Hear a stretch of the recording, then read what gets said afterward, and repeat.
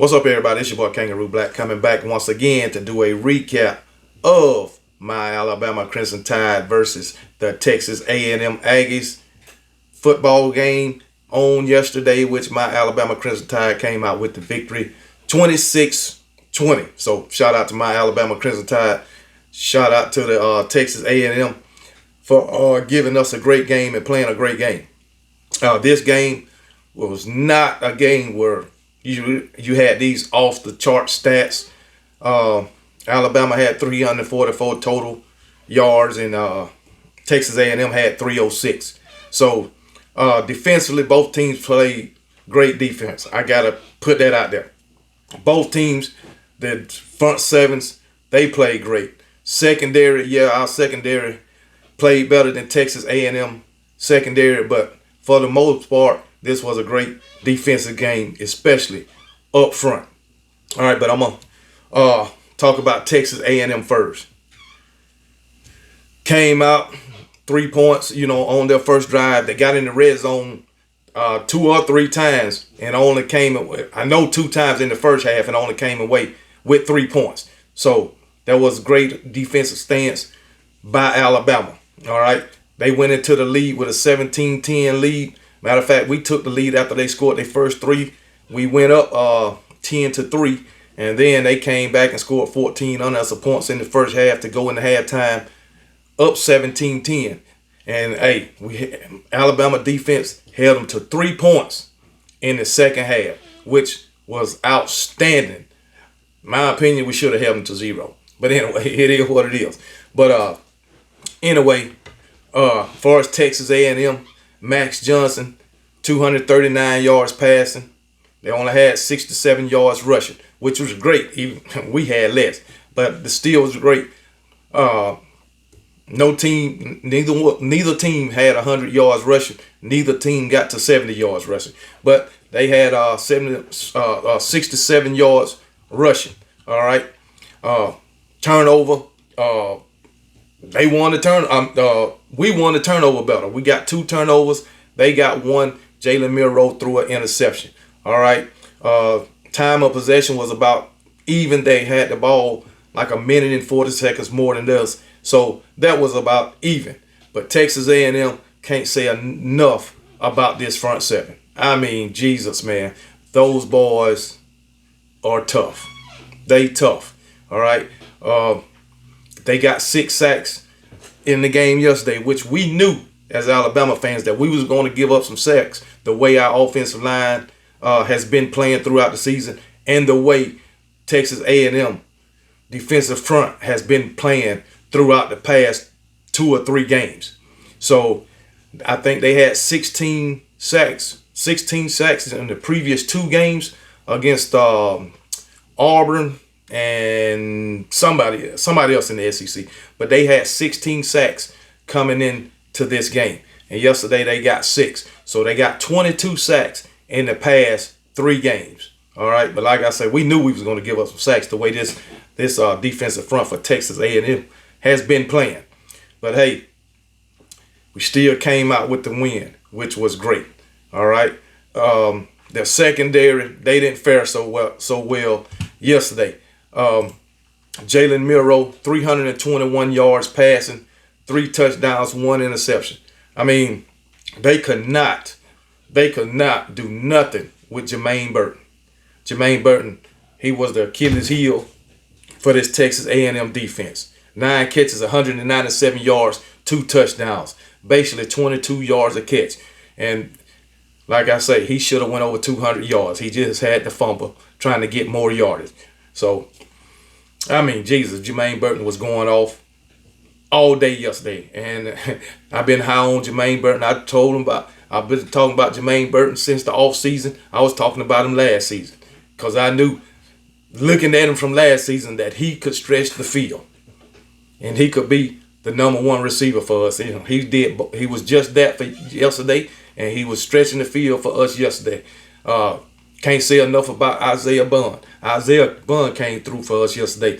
7 catches, 96 yards, and a touchdown. Those two guys, and Jalen Milroe was the offense on yesterday.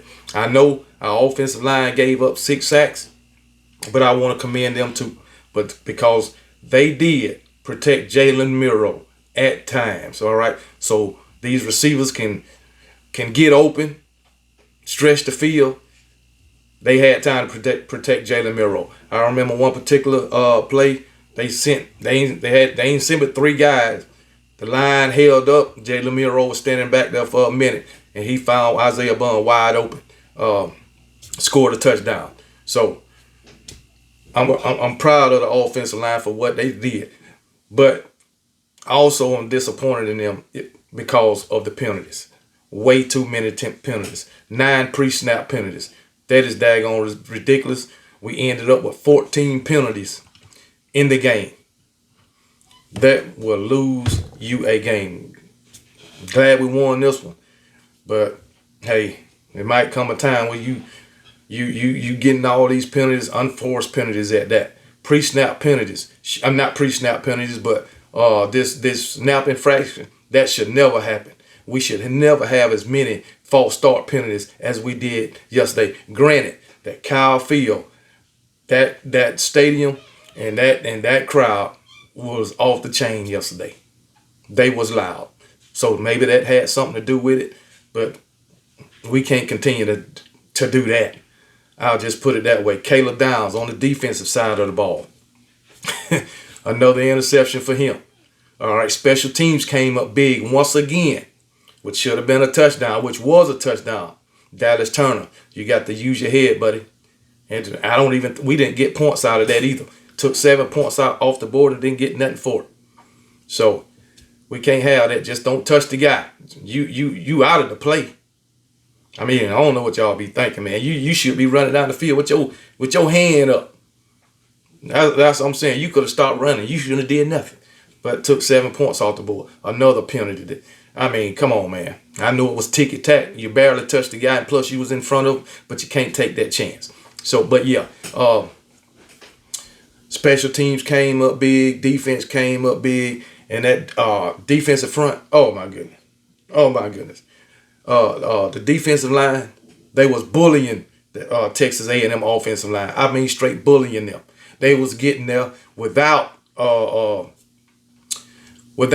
sending pressure, really. All right, he did have Chris Braswell and Daniel Turner to do their thing, getting sacks. Like I said, we got 4 sacks ourselves. And if you look at it, who got sacks? Tim Keenan got a sack. Dallas Turner got a sack. Justin Boyd got a sack and a half. And Chris Braswell got a sack. Jaheim Otis got a half sack. So we was in the backfield too. So that tallies up to 1, 2, 3, 4. That tallies up to 5 sacks really. And then Caleb Downs got the interception. So yes, and but yeah, our defensive front, the defensive line was bullying this Texas A&M line. Like I say, Tim Keenan, he led the team in tackles yesterday with 8 tackles and a sack from a defensive lineman position. Then who else? Jaheim Otis. That dude took on 2 guys and bulled both of them over on one play. Justin Aboybe. I'm telling you, they was ragdolling this Texas A&M offensive line, as well as at times they was doing it to our offensive line too. Okay, but I think we got them more. The guys for Texas A&M defense who had sacks, most of them was their linebackers, edge rusher Adrian Cooper. He had three sacks, and then you had Walter Nolan a sack. You had one other guy with 2 sacks, I believe. Yeah, Fadil Diggs, he had 2. So, but still, our Alabama Crimson Tide defense was off the chain yesterday. Defensive front and the secondary. Can't say enough about Terrion Arnold. Terrion Arnold is coming into one of the best cornerbacks in the daggone country. And he didn't even get recruited as a cornerback. His original position was a safety. But he's turning into one of the best cornerbacks in the country. Made a big play yesterday. Big play. So, hey, 3rd down, broke up the pass, big play. It would have been a long game for Texas A&M too. and he was there. Matter of fact, he had got behind on the play. He had to play catch up and broke up the pass. Can't say enough about Terry Arnold. So it was a great game yesterday. Stressful game for me, especially in the first half. But Texas A&M, Le'Veon Moss, 16 carries for 49 yards and a touchdown. Monty Daniels, 4 carries, 17 yards. Other than that, Anaya Smith, great game. He had a great run back to put them in position. A great one. Anaya Smith did his thing, receiving also. 4 catches, 88 yards. Moose Muhammad, 2 for 49. We pretty much held Evan Stewart in check. 3 catches for 46 yards. He didn't do nothing yesterday. Nothing. I know Anaya Smith. I don't know if I said him. But anyway, Anaya Smith. He did his thing, 4 catches, 88 yards. Him and Terry Arnold was going back and forth. All right, so yeah, man, good to see that competition. But I'm proud of how we handled Evan Stewart, because I thought Evan Stewart was going to be the guy for them in the passing game on yesterday. But he was Nolan Boy. He was held in check. But all in all, it was a great game. You can't take nothing away from Texas A&M. Can't take nothing away from it. Max Johnson, he was getting beat up yesterday, but he stood in there. He was getting beat up, and Jalen Miro was getting beat up.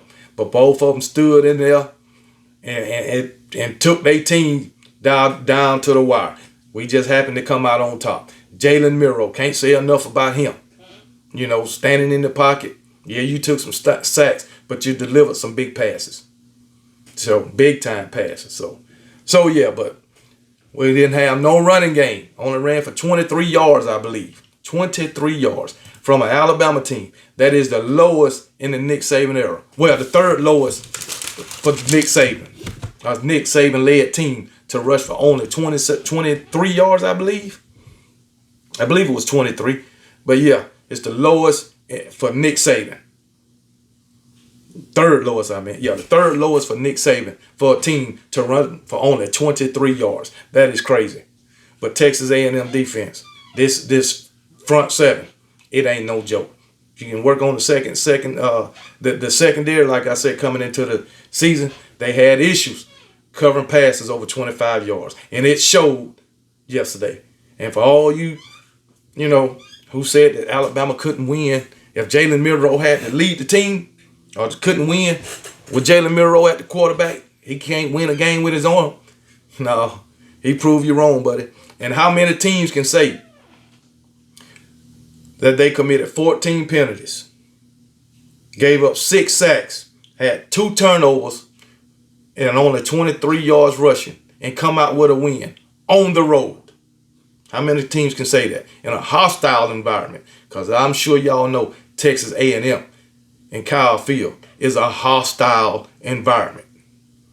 Go there and try to come out of there with a win, especially when they got the momentum from that. That was 4-1, coming in with the momentum, especially defensively. Come on, man. And they got a wide receiver core. Moose Muhammad, Evan Stewart. I forgot the other one. But they got Moose Muhammad, Evan Stewart, and Anaya Smith. Great wide receiver core. And we came in there and made all those mistakes and only rushed for daggone 23 yards. Third fewest in the Nick Saban coaching era, and came out with a win. On the road. I mean, Jesus, that is crazy. But anyway, I'm glad we came out with the win. That's all I know.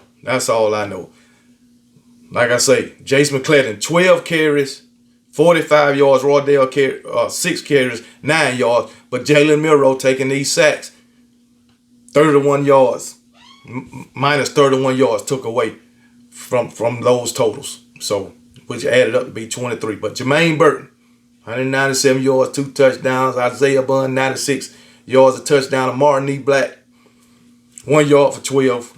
But that's about it. Defense was off the chain. That's all I know. Texas A&M, I know I'm all over the place, but hey, it is what it is. Like I say, we held Evan Stewart in check. I think we the only defense that did that this season. So it is what it is. But anyway, let me go ahead and get off of here. And hey, it is what it is. I'll talk to y'all later. And roll damn tide.